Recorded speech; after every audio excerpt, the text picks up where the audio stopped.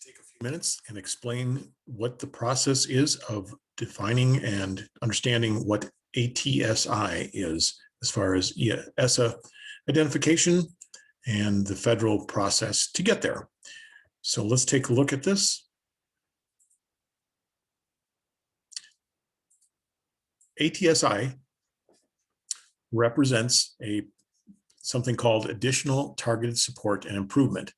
This is part of the Every Child Succeeds Act, which has replaced the ESSA, or No Child Left Behind. ESSA requires data to be used to identify schools that are in need of improvement. That's important to understand, that they're looking for schools that need improvement. There is no exception that every school has to be included. And so that is some of the background for ATSI. This is one of the 3 identification categories. There are 5 factors that go into figuring out whether or not a school is on the ESSA identification list. First of all is point-based proficiency for achievement. So we're looking at both ELA and mathematics. Growth. Are students growing, specifically the English learners in our schools? We're looking at, again, student growth percentile for ELs. The first growth is for all students or within a group. Graduation rate, looking at 4- and 7-year rates, as well as absenteeism. Please note, and we're going to talk about this in a moment, that we're talking about 10% missing, 10% of days. So understanding that ESSA is a ranking system, not a rating system. We're saying, let's take a look at specific groups. ATSI is based on a specific student group. How are these student groups identified? They're the typical ones that we've used for years. So race, ethnicity, you can see those here, and then service provision, economic disadvantage, students with disabilities, and English learners. So ATSI, first of all, it's based on points that a school earns from those 5 indicators that we just mentioned. Each group is associated with a score. So you take a service provision group, all students in the school who have an IEP, who are in the students with disabilities service provision group.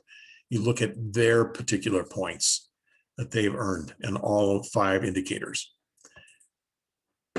Schools are ranked from top to bottom based on their points, and also within similar groups.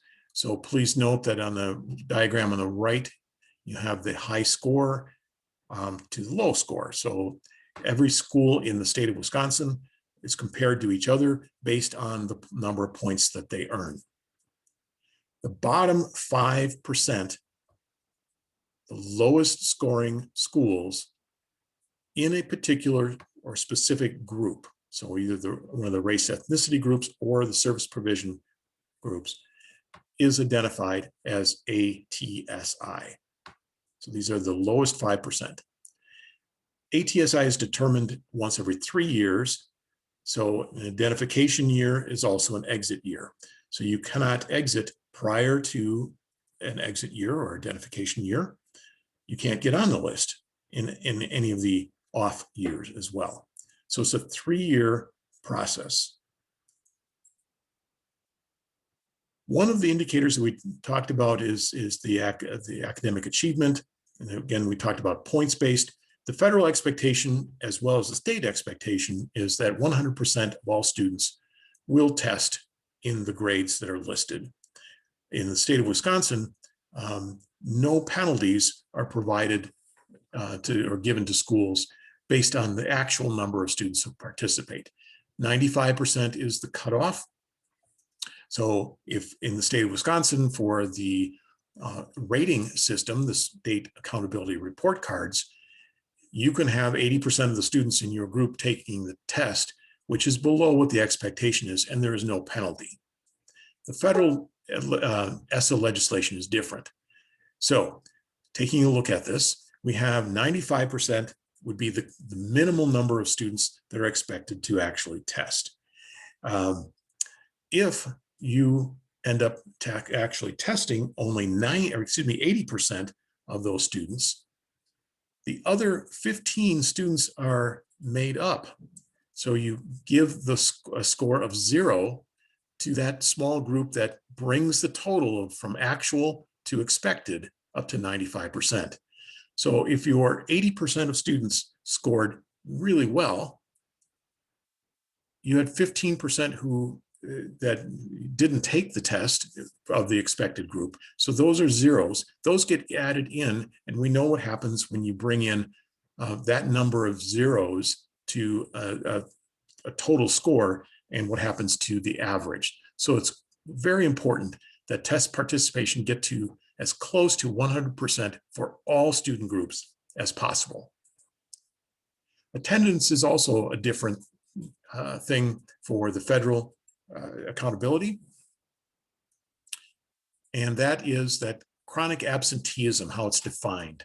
In the federal definition, any student missing more than, equal to, or greater than 10% of the days in a school year is considered to be chronically absent, whereas the state is looking at 16%. So once you are on the ATI identification list, how do you exit? Again, this can only happen once every 3 years. There is a understanding ATSI identifications document that's on the web page that you're using to find this particular video. While ATSI is looked at annually, you get a report on how are you doing. The exiting occurs every 3 years, as well as the identification. Please keep in mind that one important difference between ATSI and TSI is that you have 2 cycles of 3 years in order to exit. If you don't exit in the first 3, you have one more 3-year cycle before you get converted to something called CSI. Now, here's what an ATSI school must do, and the specifics are found elsewhere on this website as well as in different documents. But you've got to have a targeted support and improvement plan for the specifically targeted groups, those groups that triggered this identification. So if you're again looking at students with IEPs, students with disabilities, you have to have a targeted plan to support their improvement over time. It's got to be an evidence-based strategy. It has to include what are the inequities, the resource inequities, and that plan needs to address those inequities throughout the 3 years that you're in this identification. Please keep in mind that the plan is very similar to MMSD's School Improvement Plan, or SIP. It does have some specifics, though. You have to have certain stakeholder involvement in the planning and the implementation of this, and those criteria can be found elsewhere on the website, as well as the BPI's Continuous Improvement Process Criteria and Rubric document, which looks like this. So this particular document has all the criteria that are needed that will be used to measure whether or not this portion, the sustained and sustainable improvements process, is actually taking place. The scores for academic achievement, for student growth, for attendance, all have to rise, have to improve. And so you'll find that this process is very much akin to school improvement planning process in MMSD. If you have questions, please let me know, and we will continue to work together on this. Thank you very much for your time. Much appreciated.